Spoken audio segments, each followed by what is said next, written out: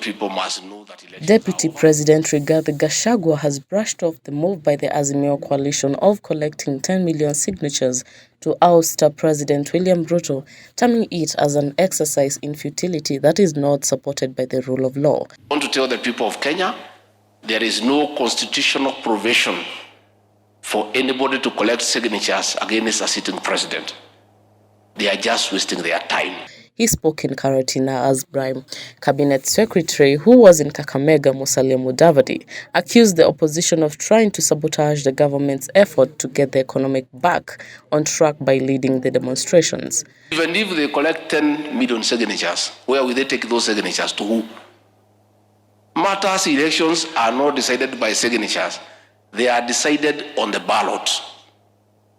A specific date was set for that purpose. 9th of August 2022, and people signed, and that was the head of signatures until after 5 years. Sasa mtu anasema nitaenda kucollect sahihi milioni 10 alafu nitapeleka kwa parallel IEBC. Parallel. Sheria ya Kenya inatambua one IEBC. Azimio la Umoja One Kenya coalition leader Raila Odinga on Friday, July 7th, 2023, launched a signature collection campaign whose aim, the opposition supreme says, is to remove President William Ruto from office.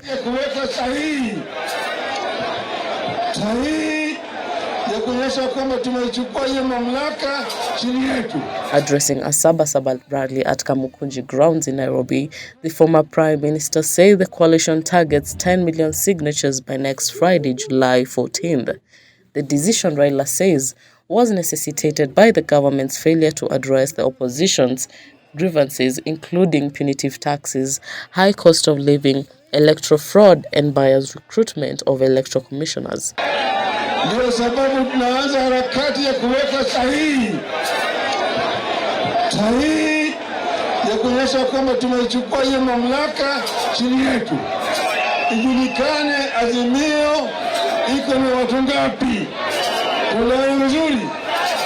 Mimi mwenyewe Raila Amolo Odinga tutaanza leo hapa hadharani kuweka sahihi, na nyinyi nyote mtapata hiyo makaratasi, mtaweka sahihi zenu, sawa? The opposition has in recent months protested against the ongoing recruitment of the commissioners of the President Electoral and Boundaries Commission IEBC, saying it is an attempt by the head of state to constitute an electoral body that will favor his re-election bid in 2027. What does the law say about the removal of the sitting president? Isabella Obara, who is a technical lead litigation and legal advisor at OMLO, explains the process of removing a sitting president from the office. So Article 144 allows for a sitting president, to be ousted because of his incapacity. And this is how you do it in very basic terms, right? So you get an MP who can move a motion to indicate that this particular sitting president is currently incapacitated, and we are meaning this on medical grounds. And if he can have this motion and get a quarter of the House to substantiate that particular motion, then it would fall through. And what I mean is, then the Speaker will communicate this particular motion in terms of how it was moved and take it to the CJ or the Deputy CJ. The CJ's office then will analyze what it is that they have received, and in 7 days, they'll set up a committee of 5 people.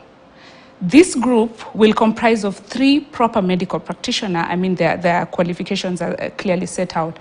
And then you have 1 practicing advocate of the High Court of Kenya. And then you have 1 person who's very close to the president.